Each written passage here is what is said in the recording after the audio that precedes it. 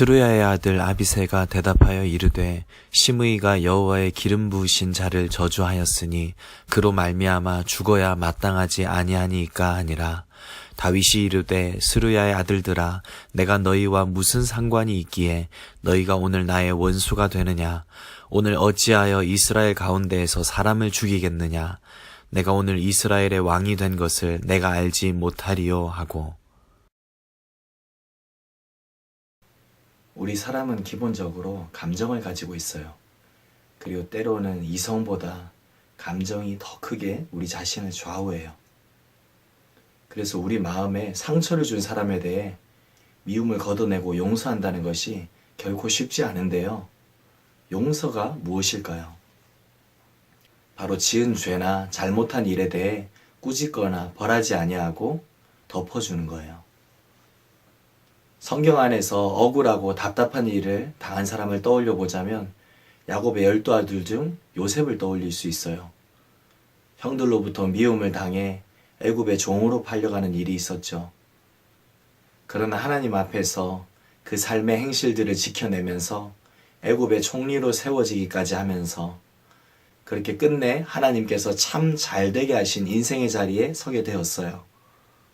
때마침 요셉을 팔아넘겼던 형들이 양식을 구하러 애굽에 오게 됐고 그 형들을 대면했어요.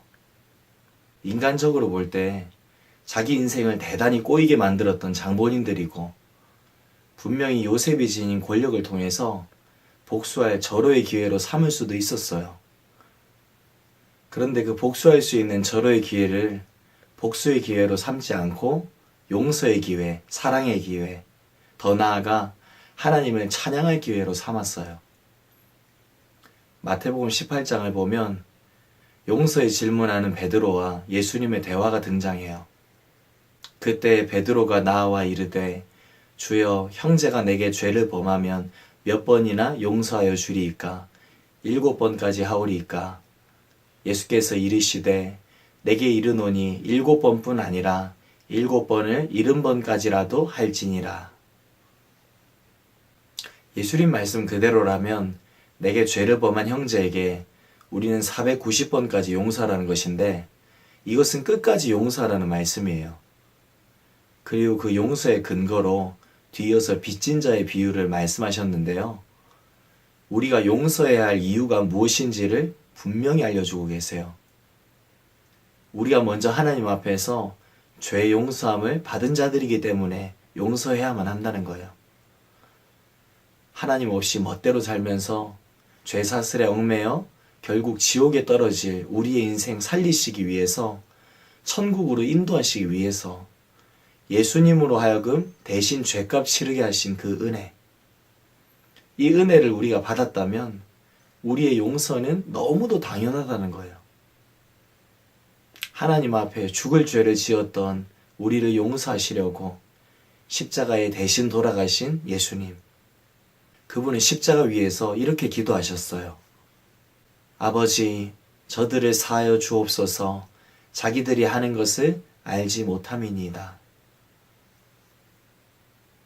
지난 본문을 통해서 다뤘던 내용인데 압살롬의 반역으로 인해서 도망가는 다윗과 신하들을 향해 시므이가 돌을 던지면서 저주했었어요. 분명 시므이는 이제 다윗의 시대가 완전히 끝났다고 확신하면서 그런 만행을 저질렀을 거예요. 그런데 다윗이 끝났나요? 아니에요. 하나님이 승리하게 하셨고요. 다시 예루살렘으로 돌아오게 되었어요. 그래서 다윗 왕의 귀한 행렬 가운데 시므이가 나와서 이렇게 간청해요. 왕께 아뢰되 내 주여 원하건대 내게 죄를 돌리지 마옵소서. 내 주 왕께서 예루살렘에서 나오시던 날에 종의 패역한 일을 기억하지 마시오며 왕의 마음에 두지 마옵소서. 왕의 종 내가 범죄한 줄 아옵기에 오늘 요셉의 온 족속 중 내가 먼저 내려와서 내 주 왕을 영접하나이다. 과거 자신이 다윗에게 저질렀던 만행에 대한 죄를 고백하면서 용서를 구하고 있는 시므이의 모습이에요. 그런데 이것을 본 아비새가 다윗에게 이렇게 말해요. 스루야의 아들 아비새가 대답하여 이르되 시므이가 여호와의 기름 부으신 자를 저주하였으니 그로 말미암아 죽어야 마땅하지 아니하니까 하니라. 아비새의 말은 너무도 당연한 말이죠. 그런데 이에 대한 다윗의 반응이에요. 다윗이 이르되 스루야의 아들들아 내가 너희와 무슨 상관이 있기에 너희가 오늘 나의 원수가 되느냐. 오늘 어찌하여 이스라엘 가운데에서 사람을 죽이겠느냐. 내가 오늘 이스라엘의 왕이 된 것은 내가 알지 못하리요. 인간적으로 절대로 쉬운 일이 아니었어요. 그러나 다윗이 용서했어요.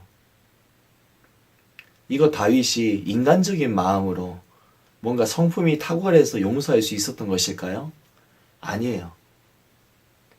다윗 스스로의 성품의 탁월함에 이 용서가 있었던 것이 아니라 자신의 연약함과 실수에 대해 먼저 용서하셨고, 그리고 다시금 자신을 일으켜 세워주신 하나님의 은혜가 너무 크다는 것을 알기에 자신이 더 큰 은혜를 받은 자임을 철저히 인정하는 것으로부터 비롯된 용서였던 거예요.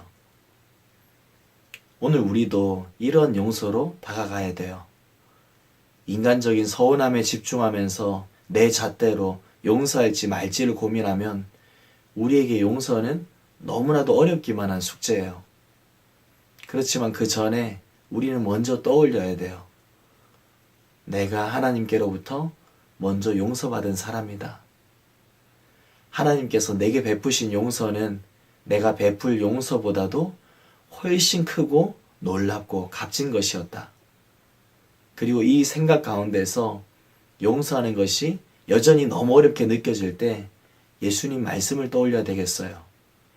이에 예수께서 제자들에게 이르시되 누구든지 나를 따라오려거든 자기를 부인하고 자기 십자가를 지고 나를 따를 것이니라.